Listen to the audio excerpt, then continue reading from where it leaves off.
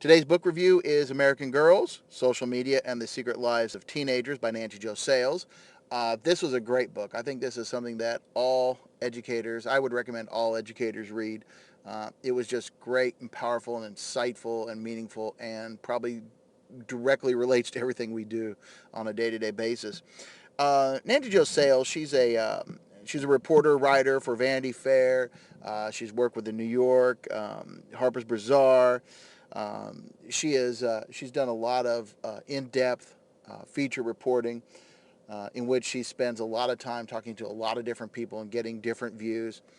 I first came across her with an article that I'd used in my classes we were talking about digital citizenship. It was called Tinder and the Dawn of Dating Apocalypse in Vanity Fair in 2015. Um, it was uh, it was a really interesting article about Tinder and dating apps. And we followed that up with Friends Without Benefits, her 2003 article, in which she talks about teens in the age of social media and dating. And it talked about teen dating apps. So, like Tinder for adults, although a lot of teens use Tinder. There's also ones particularly aimed at teens like Grindr. And she talked about those, and she talked about how these teens were using it, including some very powerful first-person accounts. I had originally found I'd originally used those articles. I didn't realize she had a book until I heard an interview with her on NPR in which she was talking about it. So that's how she landed on my radar. Once I picked it up, and again, I did pick it up because of the title, because of what she said it was about, was social media and how teenage girls use social media. Um, as I'm going through it, I really found that this book validated a lot of the things that I had been saying and talking to my students about when it came to social media and digital citizenship, how we use it, what it means, um, really about how it changes the landscape and how it changes the way teens do things. I found it was really not just insightful and not just like revealing, but it also, like I said, validated. It proved some of the points that I've been making, or maybe not necessarily prove the points, but it gave some underpinning to those things that now I could point to these, some in-depth reporting. This is true. This is what we are seeing nationwide. There were several takeaways that I had from this book. The first one was this was a paraphrase of a quote that she had, but that social media takes the popularity game, the high school popularity game, and totally transforms it. So it takes the high school popularity game, who has more friends, who's more popular, who's liked by more people, uh, and it puts it on a bigger stage.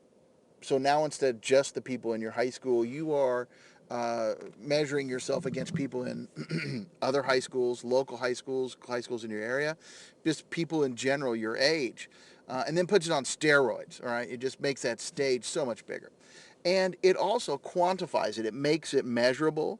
It makes it instant. And right off the bat, you can see where you stand with other people. Think about this. So in high school, in a face-to-face situation, if somebody says, "Oh, that person is popular," you kind of have to estimate the number of friends, right? Although they're friends with this person or that person, and sometimes they're acquaintances. People like to stay in people's orbits because they are popular, But there's no number to it. We can't quantify that. We can't say this is how many friends they have or what kind of friends they have. But if I post something on social media, okay, if I'm a teen and I put up a picture on social media or a post, comment, I can instantly start to see how many friends I have. The number of likes it gets, the number of reposts it gets, the number of shares it gets is directly related to the number of friends I have. Partially because it's how many people follow me and they see it, so they have access to it to begin with. But then the people that interact with it on the second or the third posting, right? They are the ones that now start showing more popularity. That these people have people that have people. And so really quickly we can start to put a number to how many friends you really have. I can also tell the type of friends that you have. I may have, if you go to my Facebook page, I may have, you know, 600 friends. But when I post up a picture, if I only have two or three people, posting on it, those two or three people, those are my best friends. Those are my tight friends. These are the people that got my back. There might be some people that like it and repost it or whatever. Those are, a different level of friends. But the people that just kind of are on my list, they're just acquaintances. And think about that, in a face-to-face physical setting, high schools, that's hard to tell. That's very hard to tell. But now we can kind of validate, okay, who is what kind of friend, how many of what kind of friends do I have? Another takeaway, I think, from the book was when she talked about and she explored that social media changed the way that teens posted things, that they were doing things to be more popular. Um, it wasn't so much, it starts with the content, because it's not so much that I want to post a picture of me in my new outfit. Okay, so when girls go out and they get this new outfit and look at me, this is my new thing I'm wearing to school tomorrow. At first it was, that was exactly it. I got this new outfit, take a look. Maybe even, what do you think? Now that outfit then starts to take on a different context. And maybe I picked that outfit based on this, and that is to show something about me, where I shop, how I shop, the fact that I do shop. The content of what I put up there starts to give an extra layer to me. When it comes to clothes, then, it starts to morph what these girls were posting. It starts with, look at me, this is what I'm wearing. That goes to, look at me, aren't I cute?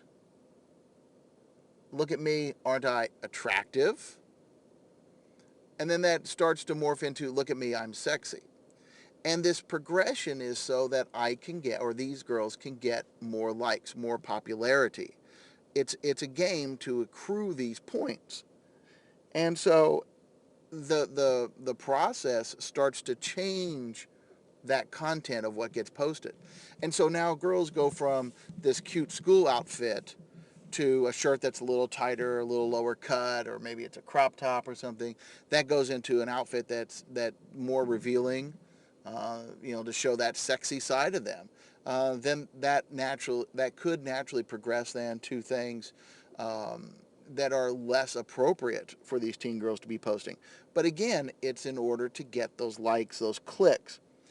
The girls in the book talked about that they like to they had to think about, it wasn't liking to think about, they had to think about where they took their picture. Because again, to get more clicks, to get more likes, they wanted to look like they were in a unique situation or an exotic location.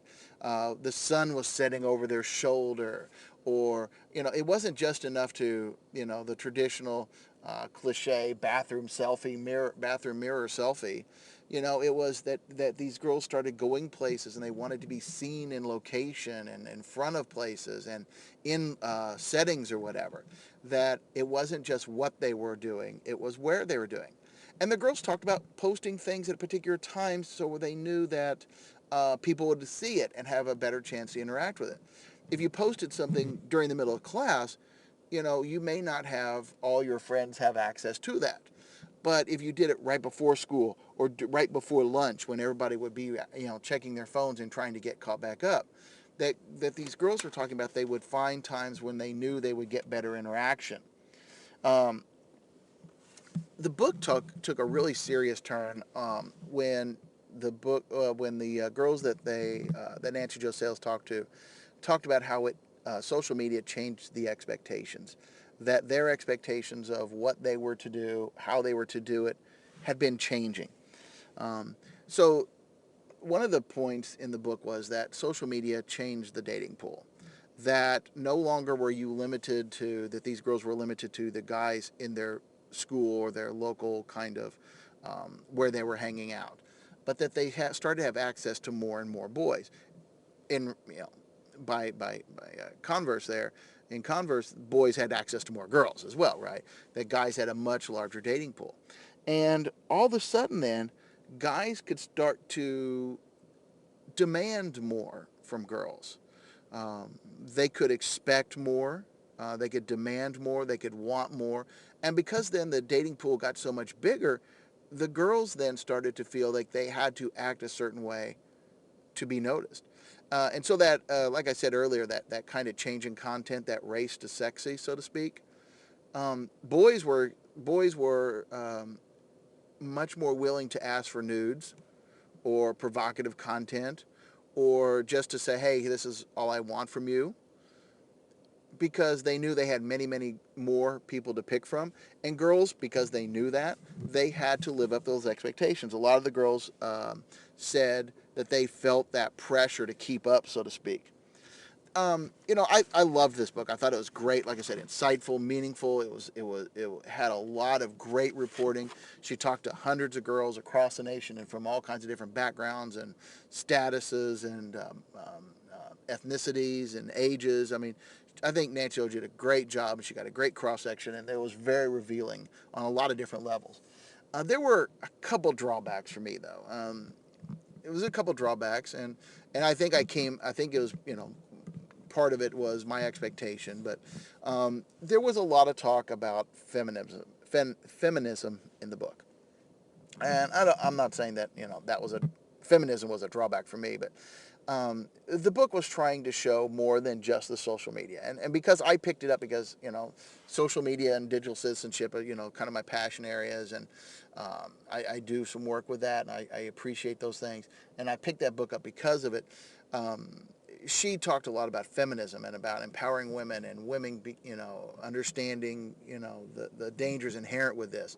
Um, you know, Sometimes that discussion got a little bit more into feminism and less in the social media. And again, because my expectation was the social media, I think that was a drawback for me.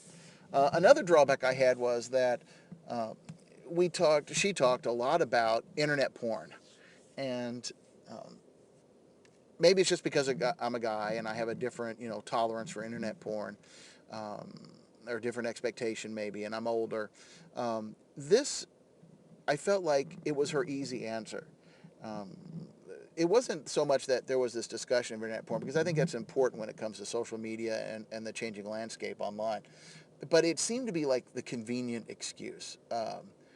Nancy Joe had kept asking people like, do you know boys that are looking at internet porn? Or do you feel like you've been forced to watch internet porn? Or do you feel like you have been influenced by?